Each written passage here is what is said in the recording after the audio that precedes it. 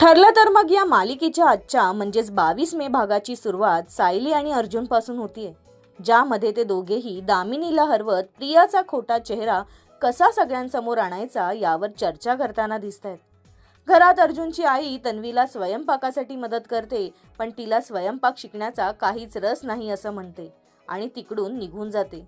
त्यानंतर सायली आणि अर्जुन येतात आणि सायली स्वयंपाकात मदत करायला जाते आणि दोघीही सासू सून मिळून अश्विनसाठी जेवण बनवतात। हे सगळं अर्जुन आणि त्याचे बाबा लांबून पाहत असतात। तर एकीकडे दामिनीला महिपत एक पुरावा देतो, पण त्या पुराव्याला दामिनी काही स्वीकारत नाही, कारण तो पुरावा खोटा असतो। घरात सायली आणि अर्जुनची आई संपूर्ण स्वयंपाक तयार करतात आणि हे पाहून तन्वी चकित होते।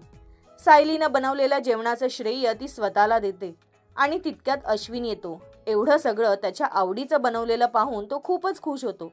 तर उद्याच्या भागात पूर्ण आजी सर्वांसमोर सायलीसाठी बोलताना दिसतीये, याचा सायलीला खूपच आनंद होतो। तर सायलीला हळूहळू संपूर्ण सुभेदार कुटुंब स्वीकारेल का, हे पाहण्यासाठी आणि मालिकेच्या अशाच काही खास अपडेटसाठी इट्स मज्जाला फॉलो, लाईक आणि सबस्क्राईब करायला विसरू नका।